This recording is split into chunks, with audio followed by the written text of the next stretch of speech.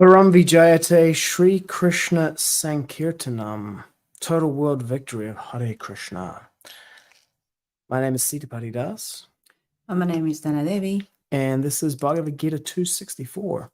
Bhagavad-gita as it is by His Divine Grace Srila A.C. Bhaktivedanta Swami Prabhupada. Chapter 2. Contents of the Gita summarized, aka Sankhya Yoga. text number 64. Let's bring it on screen. Thanks for tuning in if you're watching it in the archives, because no one's watching it live right now. It's not a problem. But if you are watching it in the archives, please feel free to tag a friend or 10 to let them know about it. And here we go.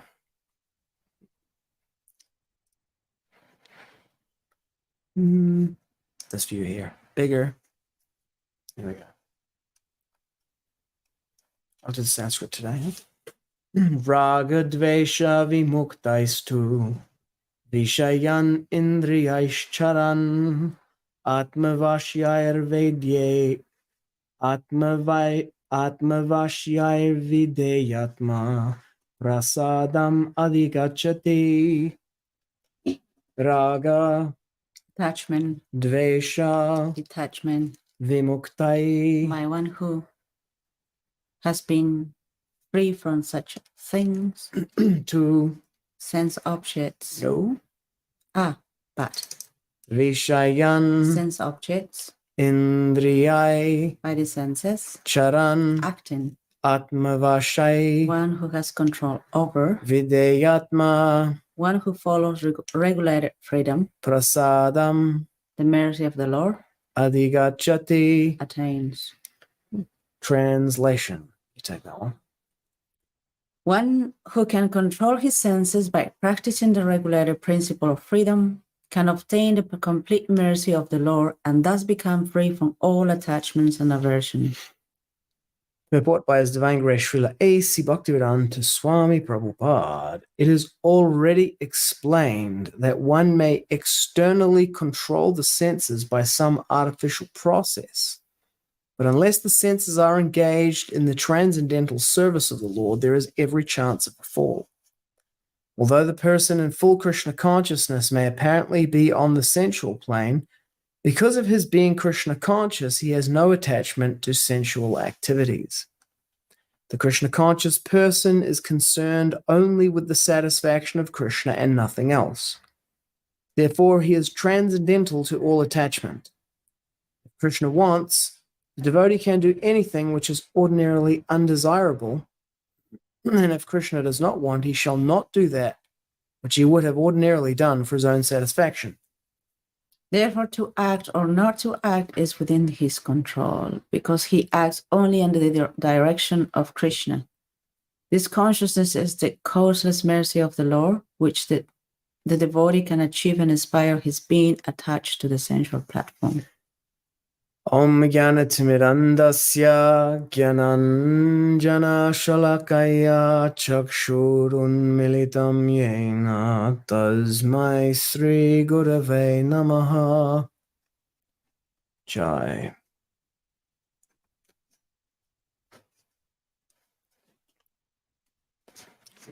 Let's have a look at the changes. My socks are very warm. I don't know whether it's because they're longer or because it's warmer or because I think it's the socks. Are you wearing yours? No. It's text 64. Okay, there's a bunch of changes. So from the original, one who can control his senses by practicing is changed to, but a person free from all attachment and aversion, and able to control his senses through regulative principles of freedom.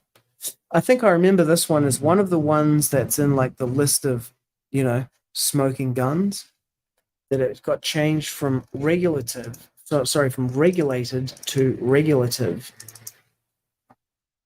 What did Srila Prabhupada say? Under the regulated, He said the regulated principles of freedom, not the regulative. See, I mean, here they've clearly taken something that matched Srila Prabhupada's manuscript and then they've changed it to something else. A person who has control over his senses, one who can control his senses. But a person free from all attachment and aversion, no. A person who has control over his senses under the regulated principles of freedom can attain the complete mercy of the Lord, being freed from all attachment and detachment.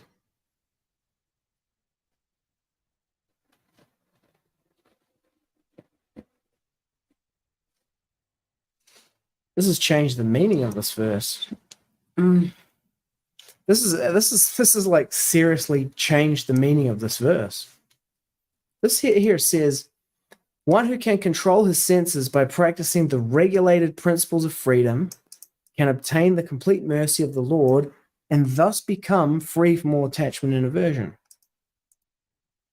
A person who has control over his senses under the regulated principles of freedom. Okay. Can obtain the mercy, complete mercy of the Lord, being freed from all attachment and detachment. Yeah. See, in this here, this seems to follow the sense of Prabhupada's manuscript and says, and thus become free from all attachment and aversion. Whereas this second edition says that the person has to be free from attachment and aversion and that they able to control his senses through regulative principles rather than what Prabhupada said, Srila Prabhupada regulated. There's no justification for that in here. It's not in there.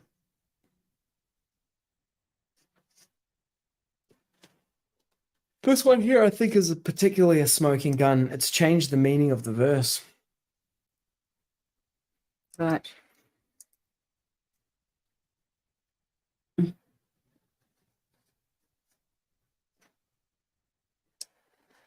Therefore, he is transcendental to all attachment and attachment. Therefore, he is transcendental to all kinds of attachment or detachment. So, in this first edition, the editor has taken out or detachment there. Therefore, he is transcendental to all attachment. Mm-hmm. And in the second edition, Jayadvaita Swami has put it back in. Therefore, he is transcendental to all attachment and detachment. But the mentality that drives the modification of the verse itself is evident in this note here. This first one here, the comma invited the possible misreading that the person in full Kṛṣṇa consciousness might apparently be on the central plane because of his being Kṛṣṇa conscious. That's the kind of change that I would say is appropriate to make, taking out that comma. Right. However, this part here, therefore he is transcendental to all attachment and detachment, right? Which is restored from the manuscript. Look at what he says about it.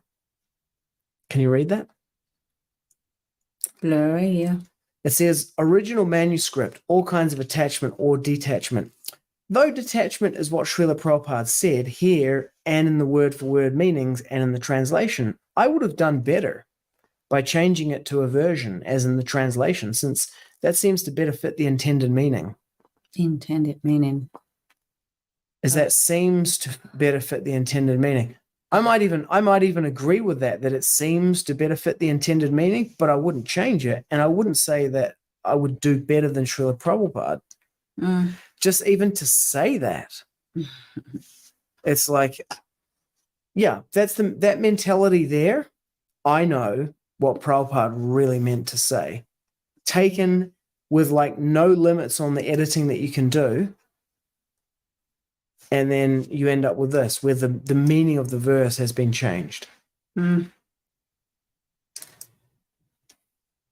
Basically, everything has been changed, the meaning especially. Yeah. Doesn't, I don't know, just too tasteless to read that second edition.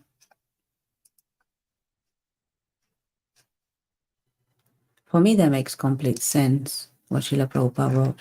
Even with his, English being second language, it makes sense to me.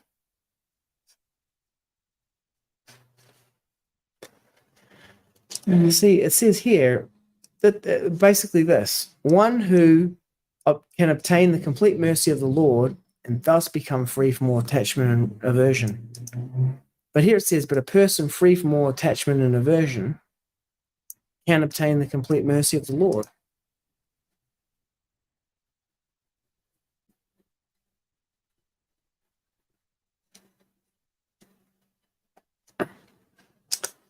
It's made here being free from all attachment and aversion a prerequisite.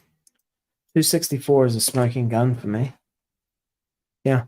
Okay, well, let's comment on the original, because commenting on the second edition would be a different conversation. Oh, well. I don't think I have the time to do that. To do what? Commenting on the second edition when we know already the meaning and the intent has been polluted. It doesn't have the same power as the translation or the typing of Srila Prabhupada. Well, that's my opinion, but everyone has their own opinion, I guess. Yeah, let's read what Srila Prabhupada wrote then. It is already explained that one may be externally controlling the senses by some artificial process, but without the senses being engaged in the transcendental service of the Lord, there is every chance of a fall. Now, on the contrary, the person in full Kṛṣṇa consciousness may apparently be on the sensual plane, but on account of his becoming Kṛṣṇa conscious, he has no attachment to or detachment from such activities. Kṛṣṇa conscious person is concerned only for the satisfaction of Kṛṣṇa and nothing more. Therefore, he is transcendental to all kinds of attachment or detachment. If Kṛṣṇa wants, he can do anything, which he should not have done. And if Kṛṣṇa does not want, he is not prepared to do anything which he would have ordinarily done for his own satisfaction. Therefore, to do something or not to do is within his control, because he acts only under the dictation of Kṛṣṇa. This consciousness of a devotee is the causeless mercy of the Lord, which the devotee can achieve in spite of his becoming attached to the sensual platform. And he has if you go back, he has a Sanskrit part there too. Where? Oh, text 65, sorry. Yes, 65.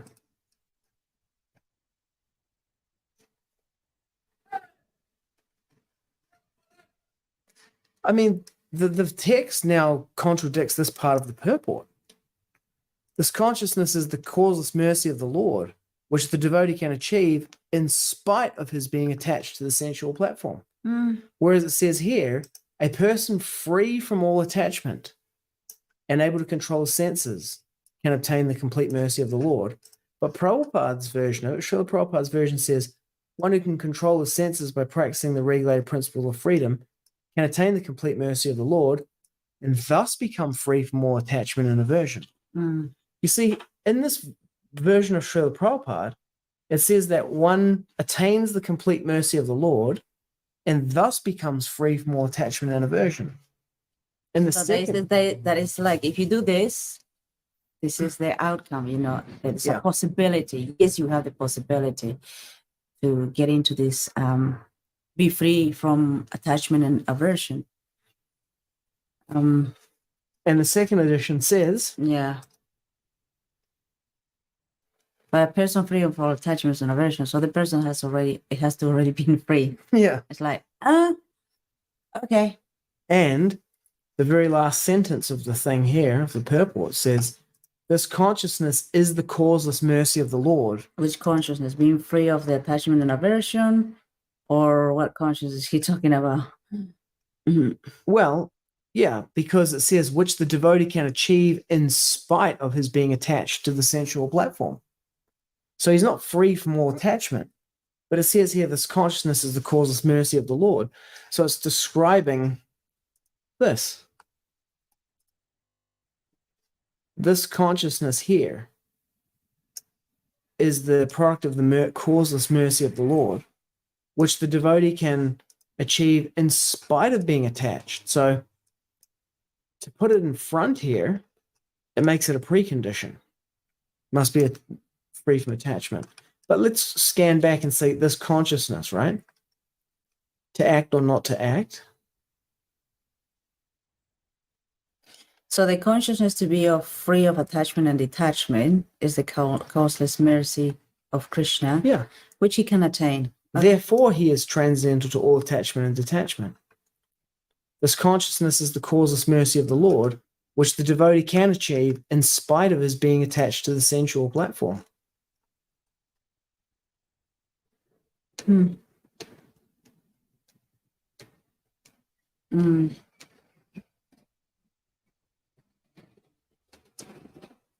Why? There's no explanation of why this was changed in this way. Well, the whole thing has been changed. 20 years after they brought in the consultant, they're still making more changes beyond these 83 ones. Well, that was just like a little teaser, like, oh, we're doing our job. You can see we got a consultant. Oh, wait, we 20 years, we haven't done anything. Mm-hmm. And according to him, he can do better. It's like, right. Yeah, that was from yesterday's episode, the consultant. Yeah. And here's where he says, I can do better. I would do better. I would have done better. Though detachment. I never met someone so arrogant than this guy. I would have done better. I would done, yeah, oh my gosh. It's just like. Oh. I would have done better by leaving it the way that it is and the way that Srila Prabhupada did it, because it's his book and he knows what he's talking about. You might even think it's wrong, but that's what he said. This is meant to be an accurate representation of what Srila Prabhupada said, not like what you think is correct. Who cares what he thinks? It's like. Well, yeah, I mean, he puts himself above what Srila Prabhupada actually said. Yep. So what Prabhupada actually said is that, let's have a look at the Sanskrit and see if he got it from there. Rāga-dveṣa-vimuktais, by one who has been free from such things too.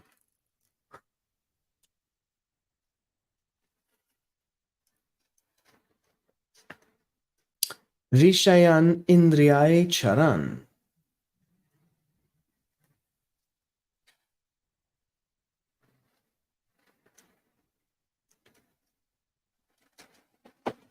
Like char. One who follows regulated freedom.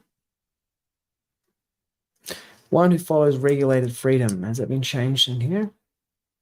No, it still says one who follows regulated freedom. That's interesting, isn't it? This idea of regulated freedom. Yeah, I was looking at it. It's like a regulated freedom. What is actually regulated freedom? Because it's contradictory. Like regulated is something like, you keep within the limit. Freedom is just do whatever you want. It's like, what the heck is regulated freedom?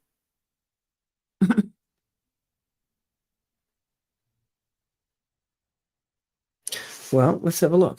I mean, regulated comes from regula. Yeah, it's like a discipline, Well, it means rules, right? Yeah. Look up regulated. In order for you to follow rules, you have to be quite disciplined. Okay, you can't see it here, but it says control or maintain this rate or speed. Let's go to etymology online. One of my favorite websites after the database. Regulated. Okay, regulate. Early 15th century, regulaten, adjust by rule, method, or control, from late Latin regulatus, past participle of regulare, to control by rule, direct, from Latin regula, rule, straight piece of wood, from Proto-Indo-European root reg, or reg, move in a straight line, with derivatives meaning to direct in a straight line, thus to lead or to rule. Meaning to govern by restriction is from 1620s. Sense of adjust, a clock, etc., with reference to a standard of accuracy is from 1660s. Okay. Regulated, to adjust by a rule, governed by restriction. So I think it's the sense of to govern by restriction, right? Yeah, regulated is restriction. There has to be some restriction to that. And it's a parameter you have to follow. Mm-hmm. And let's have a look at freedom. Interestingly enough, actually, you know, what's the meaning of the word Rig Veda? Have a look. You know, there's that word, the Rig Veda, right? What does rig mean? It means praise. Okay, it's rig from rik, praise. Mm-hmm. Yeah, no connection with the Latin word of rig. Yeah. Old English, friodom, power of self-determination, state of free will, emancipation from slavery, deliverance, meaning exemption from arbitrary or despotic control, civil liberty, is from late 14th century, meaning possession of particular privileges is from 1570s. Similar formation in Old Frisian, fridom, Dutch, vrijdom, Middle Low German, vridom. Okay. Interesting. So, yeah, I mean, this idea here that it's the power of self-determination, state of free will, emancipation from slavery or deliverance.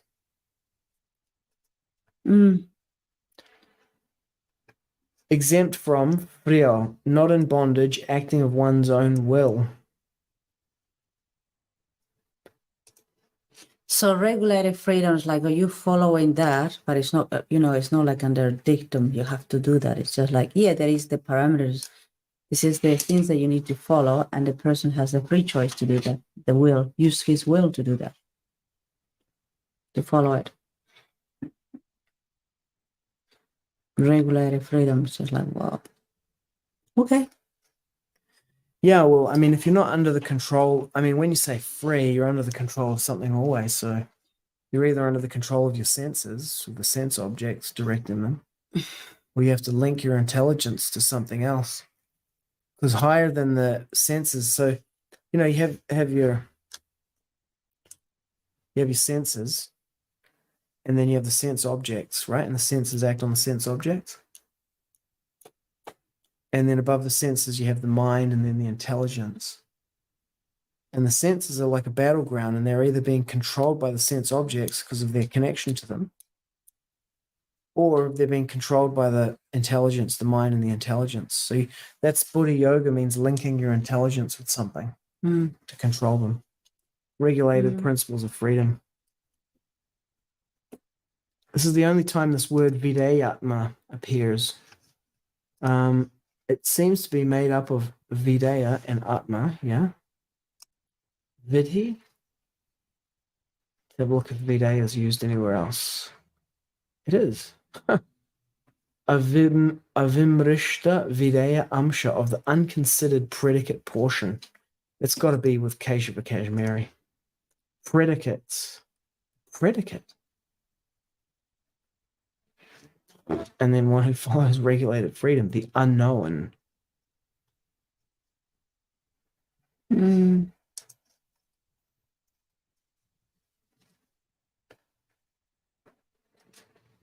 epic.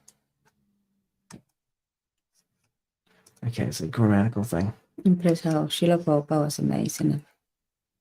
All of these translations and the meanings. Yeah, I mean, this is a real this is a real bhavanuvad, you know, it's not like a literal Sanskrit translation. I wonder how other people translated it. vidheyātmā, one who controls the mind, it says there. One who is self-controlled, vidha, to make, to put. To make or to put. One who follows regulated freedom.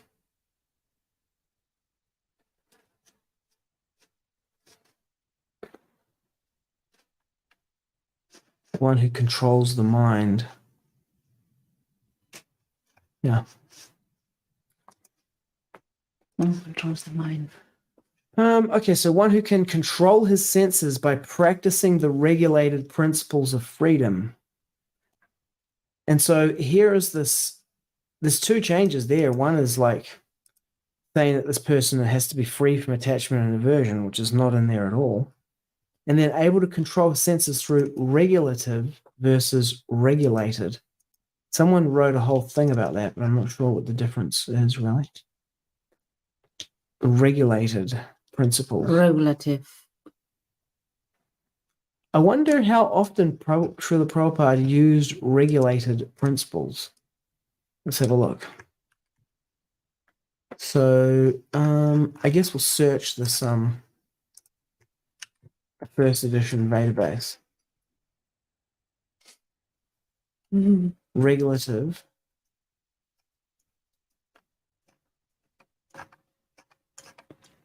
I might have actually read it with Jayadvaita Swami. He said, okay, the Vedas contain regulated principles of knowledge. So regulated sex life, everything should be regulated. Okay. Regulated principles, Bhagavad-gita 16:1, different orders. Okay, so let's search in here. Search. Because one thing you can do in the second edition database, you can't do in this first edition one, as near as I can tell, is you can't do facet searches. No. So here I can do a faceted search.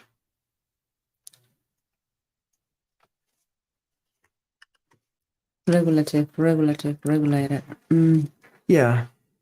Here he's actually giving a class on this verse. Force it to use that.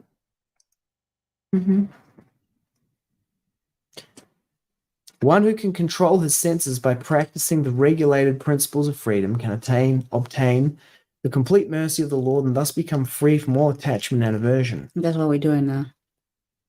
What's that? 69, 63, 68. We're doing 64 right now. Is it 64? Yeah, 69 comes later. Also, Well, okay. 64. Oh, we're doing 64. Okay. Yeah. 69 is the last one in this section. If you want self-satisfaction, then you try to do this. Don't be neglectful. Rāga-dveṣa-vimuktais too, viṣayān indriyaiś caran. If you let loose your senses unrestrictedly for material enjoyment, then you cannot have that satisfaction. But if you want satisfaction, if you want real satisfaction, as we have already described, that ahoituki yat pratiyata yayatma suprasidati. Srimad Bhagavatam 126. Supreme occupation, dharma, for all humanity is that by which men can attain to loving devotional service unto the transcendent Lord. Such devotional service must be unmotivated and uninterrupted to completely satisfy the self. If you want satisfaction of yourself, then you must practice this devotional service. Engage your eyes, engage your ears, engage your nose, then the ātma-vaśyair. Ātma-vaśyair is to engage all the senses in the service of the Lord. Of course, here there is no such example, but in India there are temples. There are temples in which the Lord is so nicely decorated, big temples, especially in Vrindavan there are, where I have my headquarters. There are 5,000 temples. Out of that, about 7 or 8 temples are very prominent and they're very old. And one of the temples is my residence, Radha Damodar Temple. Now, in all these temples, the deity are so nicely decorated. 24 hours engagement there is. In the morning, early, there will be Mangalarti at 4 o'clock. The Lord is understood that Lord gets up from his sleeping. So there is offering of worship, which is called Mangalarti. Then there is Bhoga Arti. Then there is dressing of the Lord, decorating the Lord, then offering food stuff, then and so on. There are so many programs that all the devotees, they are engaged fully. They see nicely decorated. If you want artistic decoration, just apply it to the Lord. See how artistically he's decorated. So that satisfies the demands of my eyes.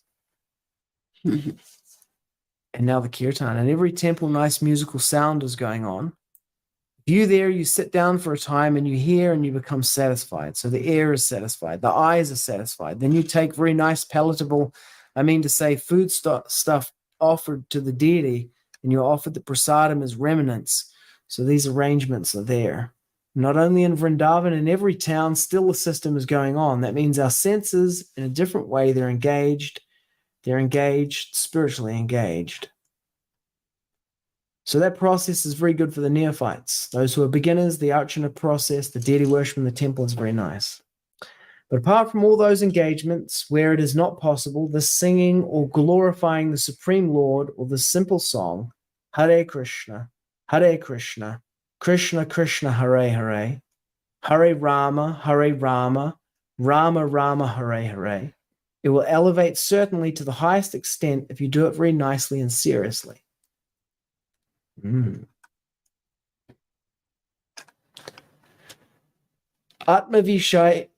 ātma-vaśyair vidheyātmā prasādam adhigacchati prasade sarva dukhanam hanir asyo pajayate. As soon as you're satisfied, then all your miseries are ended. Prasade sarva dukhanam hanir asyo pajayate. Prasana cheta sohyashu buddhi paryavatishtate. Okay. So how do we end up reading this? This is Srila Prabhupada's class on this verse. Like 259? Yeah. No, 264, the one that we just read. Okay. See, here at the end, he quotes from the verse, ātma-vaśyair vidheyātmā, one who, the regulative principles of Controlling the mind or something. Regulated freedom. Yeah. Prasādam gets the causeless mercy. Adhigacchati, attains. And then he mashes it up with another verse. Prasade sarva dukhanam hanir asyo pajayate. This causeless mercy kills all miseries. Yeah, and all your miseries are ended. So, that's the next verse. So yeah, he goes into the next verse. That's what he's doing there. He's just like going from one verse to the next. So there you go. There you have it. Okay, bit of an exploration of the verse and the various words and meanings. Rāga-dveṣa-vimuktais viṣayān indriyaiś caran, ātma-vaśyair vidheyātmā, prasādam adhigacchati. We did in Contemporary application? Yeah. Yeah. What do you got?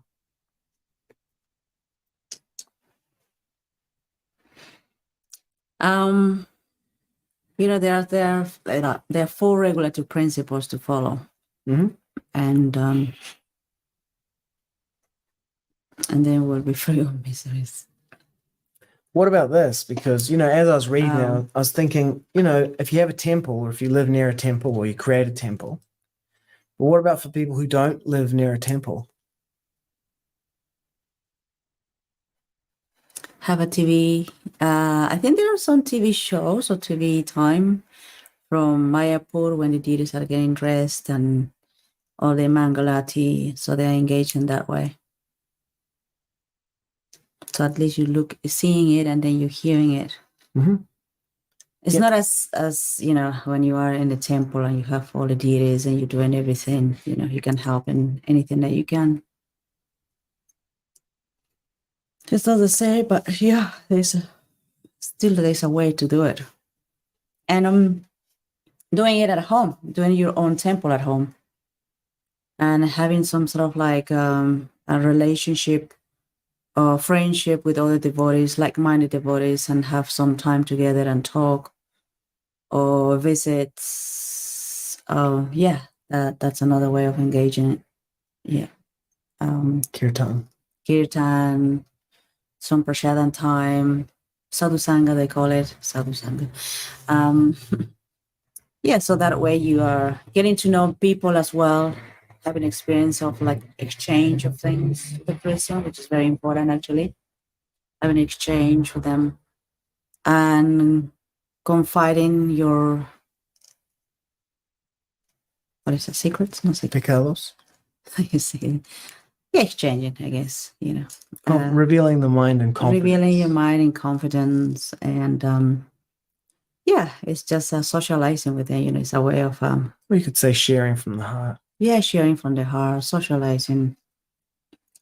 That's another way as well. And that way, with someone, exchanging how everyone, and what level everyone is. And then, you just, enjoying that time of sharing and prasādam, cooking together,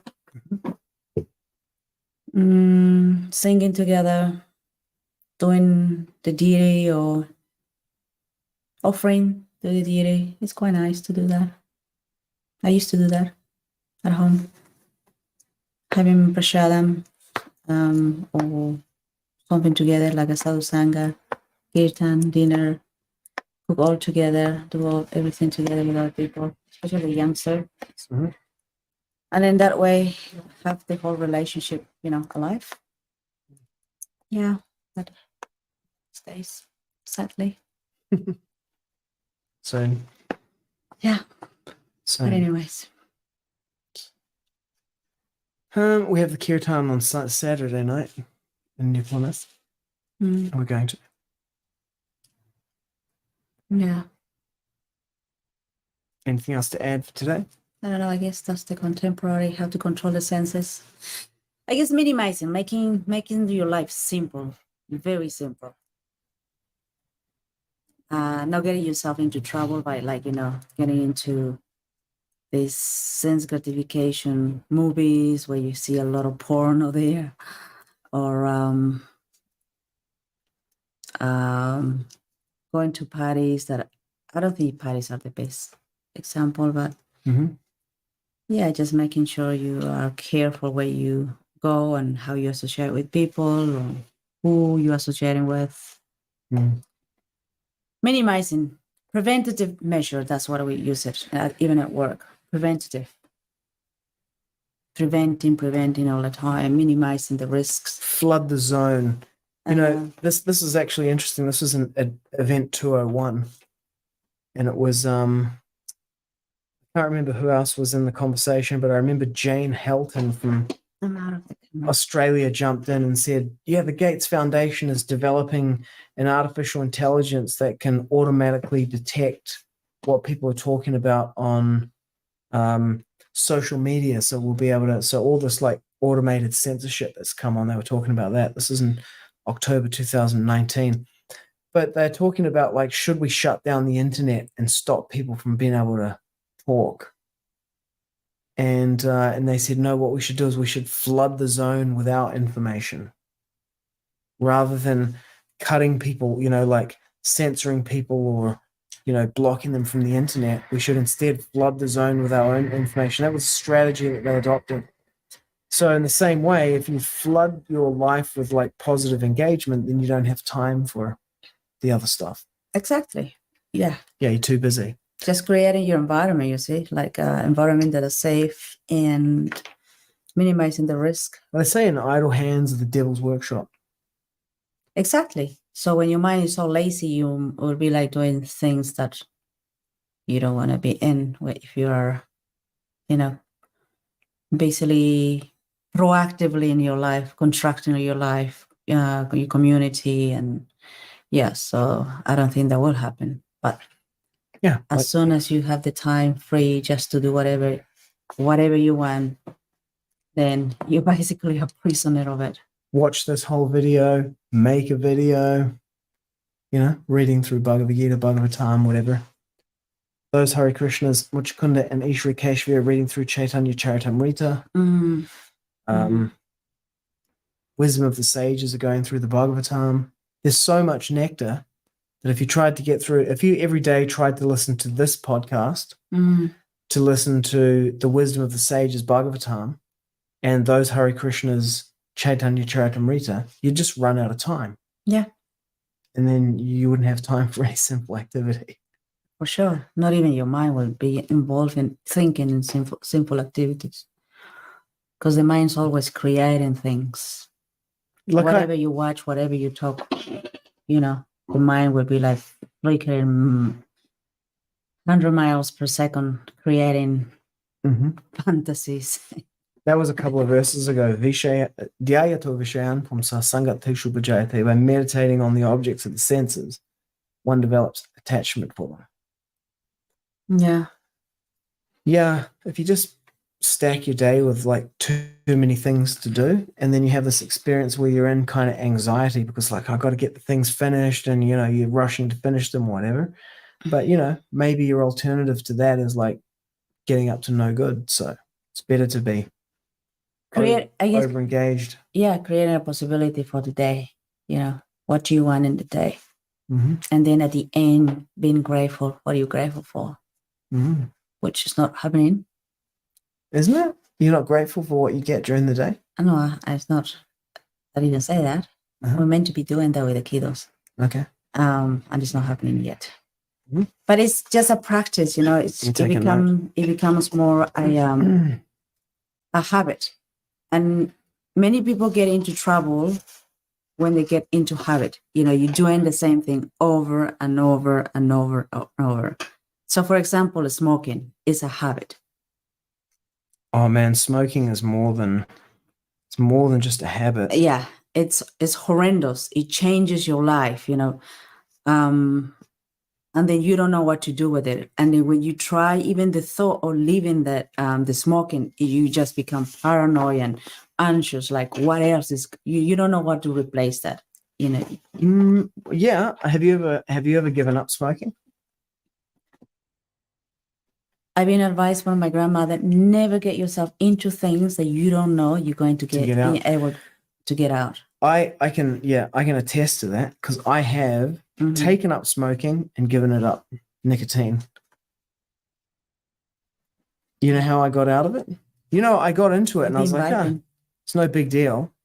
I got into it by chewing nicotine gum. Yeah. At work. Lozenges. A guy was there, was like, oh yeah, like he was giving up smoking and he had this gum that he was chewing, and he said it increases your memory and your concentration. And I was like, dude, I'm all about that, working as a programmer, you know.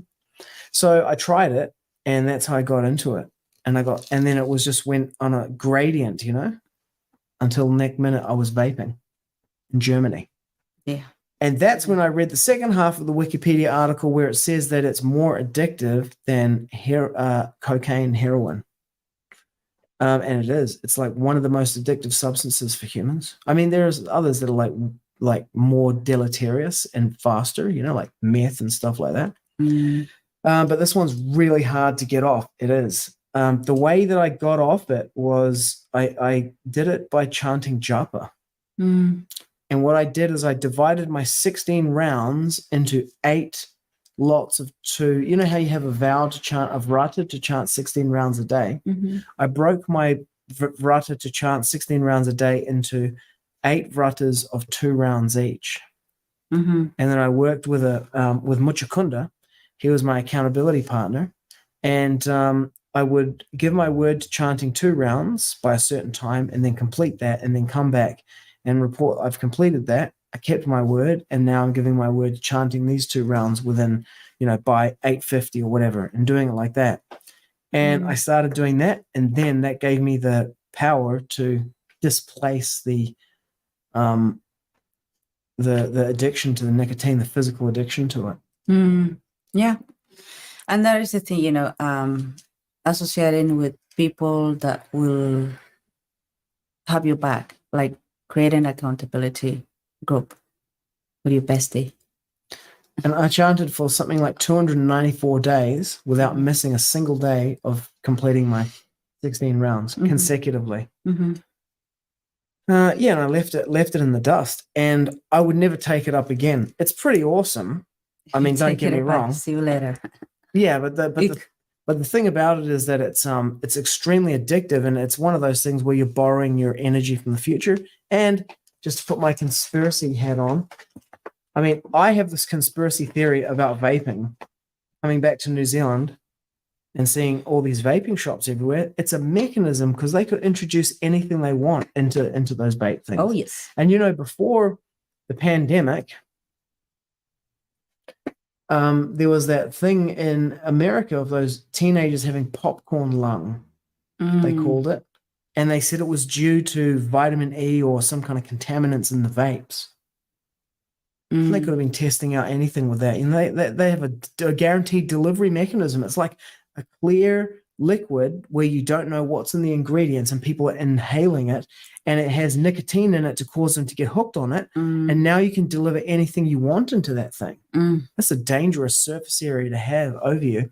At the beginning of the pandemic, Robert Kiyosaki was talking about that. He said, give up smoking. You know? Yeah. I did it for like a year, something like a year in total with the nicotine gum and then getting hooked onto the vaping and then got off. I had a couple of attempts to kind of just go cold turkey, but until I took up the chanting and using that vrata, I know when it happened because it was, I believe, Gorpanim, because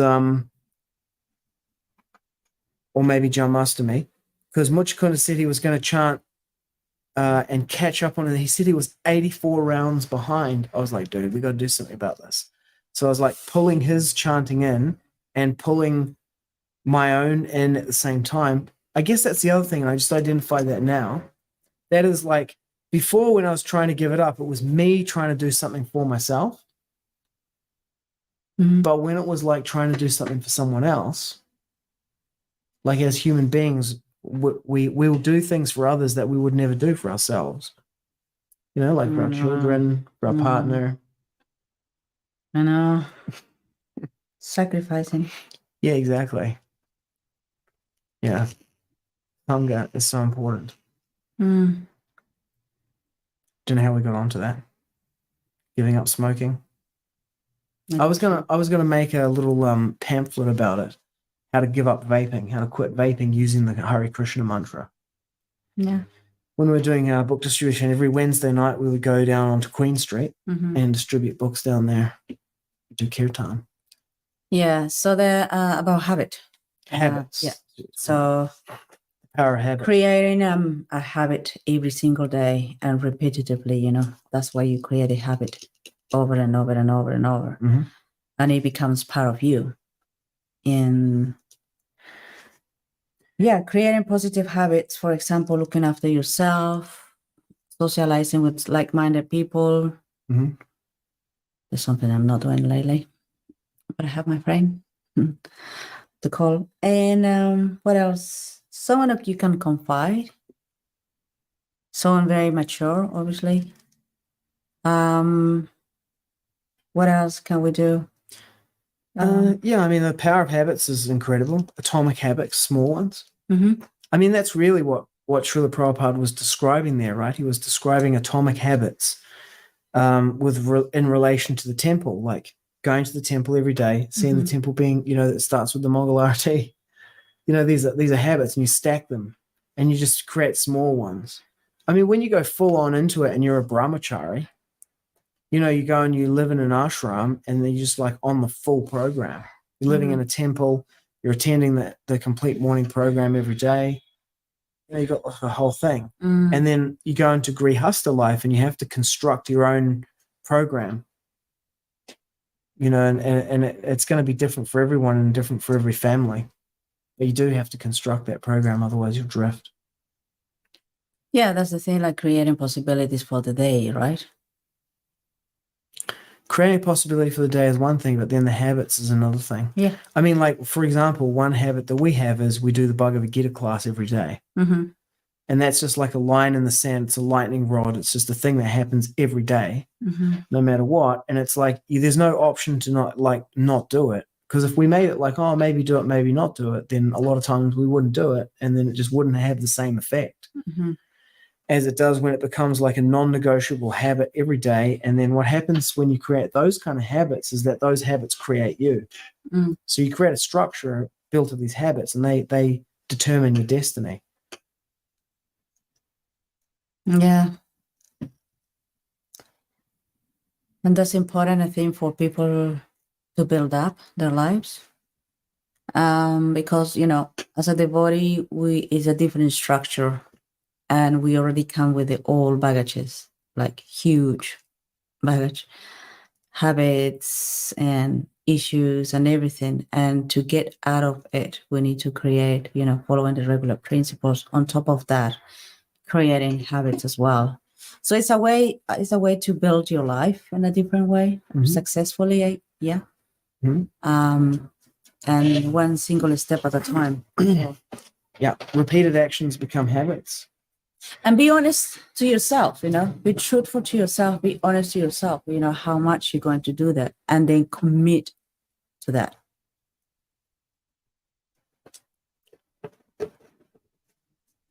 Isn't it?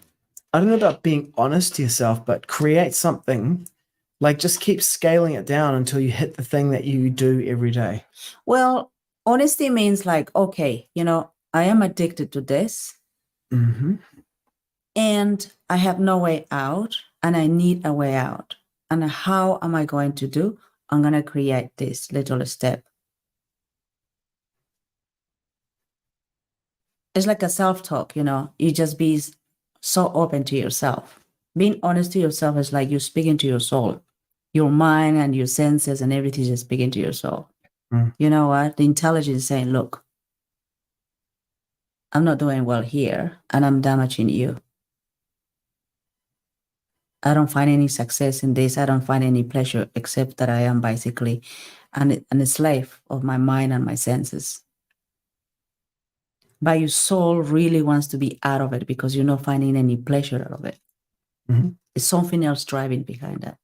Mm. And by being honest to yourself, to your soul, says, look, this is what it is right now. I'm suffering because of this, and I want to get out of it. So I'm creating this tiny little thing. And it's the thing when I do the therapy, there is a statement that I created for the person. Let's say, although I'm very upset about this, I'm still okay with myself. Mm-hmm. So you are representing the self. You honoring yourself. You recognizing yourself. You respecting yourself. You acknowledging yourself. You're also distinguishing yourself from what is not the self. Yeah. Because often people will get upset about something and then they will be that I'm upset with myself, but that's actually not the self. That's a thing. That's something other than the self. Yeah. Yeah. But do you understand why I create this, the self and the therapy? Although I'm very upset about this, or I'm very depressed, mm-hmm. This is not me. The self is, I'm okay with myself, Mm-hmm. Because what is happening these days, people are like, I am suffering this. I am happy. I'm happy. But yourself, the soul, is not unhappy. It's ever blissful. Mm-hmm. But the self that is like, oh, I'm unhappy and sad and everything, it is just the mind and the senses that is giving you that experience of like negative experience. Mm. But it's not yourself. So there's two persons here, mm-hmm. The soul and whatever it is the coverings, the yeah, koshas. Exactly. So that is the therapy that I do. It's like people don't understand yet. Like, what am I saying that? Mm-hmm. But and as long we go with this and it's repetitive, like, oh my gosh, yeah, there is a difference in here. It's very good because it's not intellectualizing around like, the different koshas. You can explain the different annamaya, pranamaya, anandamaya, jnanamaya, kosha, coverings of the self. And then there's the abhajan by Shankaracharya called Shivoham. Mm-hmm. And he says, I'm not a brahmana, I'm not a man, I'm not the mantra, I'm not the ritual, I'm not the holy place like that. I am pure consciousness, pure bliss. Exactly. And so this is very on the court. It's not explaining it. It's just having them actually declare it. Yeah. Which is very powerful. It is. You have to declare it. Many people don't make sense yet about it, but it's okay. Because they're not in the level to understand that yet, but it's okay. There's levels that later on, the more you do it, then it was like, oh my gosh, the more negative feelings, whatever they're having, they're speaking and repeating it. And they say, actually, no, that's not me. They come to that conclusion themselves. The soul, the mind is like, the soul is saying, no, you know that, But the mind and the senses are saying, yes, yes, yes, yes. And then the more you are repeating that in the therapy, the person come to a conclusion like the soul is just this moment of awakening. And they said, no, that's not me. Mm-hmm. That's not me at all. And that's the moment of the rebirth of the person. The power comes there and it's just like, no, it's kind of like a shatters that darkness that we're living in, the associating with your mind and senses and everything that creates with that. It's like, nah, that's not me. And then they start changing life. That is the moment that your life start taking a different direction. Yeah, it's powerful. The therapy is quite powerful, but it requires to do it more than once, twice, until it's like, oh my gosh, it makes more sense now. Yeah. Anyways. Okay. You want to read the verse finish today? Yeah. One who can control his senses by practicing the regulated principles of freedom can obtain the complete mercy of the Lord and thus become free from all attachment and aversion. Jai. Param Vijayate Sri Krishna Sankirtanam. Total world victory of Hare Krishna. Jai Shri Krishna. Jai Srila Prabhupada. Thanks for tuning in. Radhe Radhe.